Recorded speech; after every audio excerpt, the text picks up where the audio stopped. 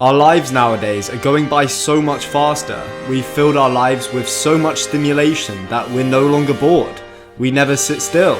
We have endless access to entertainment. New videos, new series, new posts, all being fed down our throats. Each summer passes by quicker and each birthday comes around faster. It's so easy to lose track of time nowadays.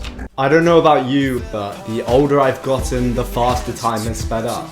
You can't slow time down, you can't fight it, but instead, you can choose to use it.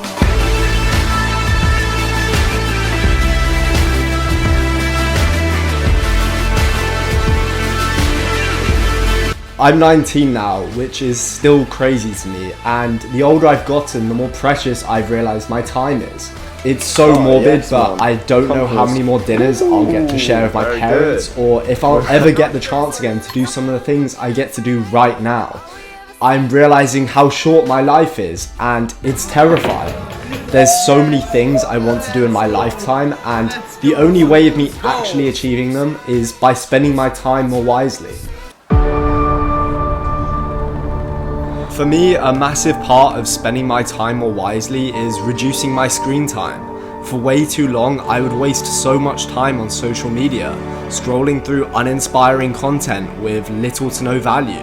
And I realized it doesn't do anything for me. So instead, I am dedicating my time to things that actually matter to me. Things that push me closer towards my goals. Things that boost my mental health.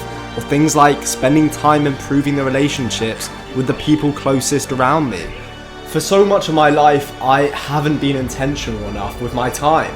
You can see how you spend your time as a way of investment. Do you want to invest your time into improving your competence, or building that dream physique, or building stronger friendships around you? Look at that style. I realized I was leaving so much time on the table that I wasn't investing into anything. Simply swapping scrolling through Instagram for listening to an educational podcast was already an improvement in my use of time.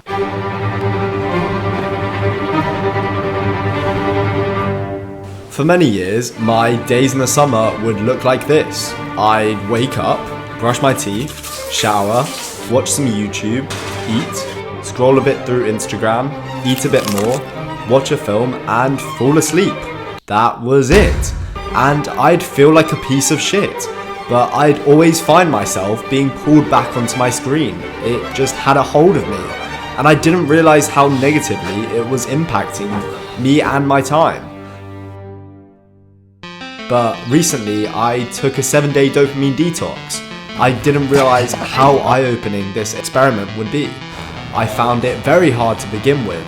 I was very much addicted to the dopamine I get on social media. But after only a few days, I was already feeling more present, and I gained a lot more mental clarity. But the biggest thing I noticed was the extra time I gained. I was actually struggling to think of things to do to kill my time. I ended up doing productive things just because I was bored. I hate cleaning, but I even ended up doing that. It just goes to show how much time and energy you can save for productivity without the world's greatest distraction in your hand. I don't think we realize how much time we spend on our phones until we look at our screen time, and the result can often be shocking. No way. It's easy to say that you're young and use that as an excuse to neglect your use of time, but imagine if you started using your time more effectively, where you could be in a couple years' time.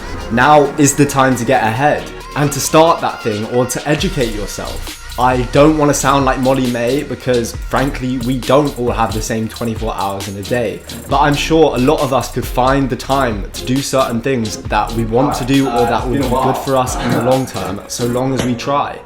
Personally, having a routine is a huge thing for me, so that I don't procrastinate, and so I know I'll create good habits. Writing to-do lists, following timetables are also great ways of completing tasks in a limited time frame. But the main thing for me is reducing my screen time. I remove the distraction of going on my phone, and I remove the mental focus that I lose by killing my attention span. Nowadays, we are competing to keep control of our attention and our time, and it is up to us to win that battle.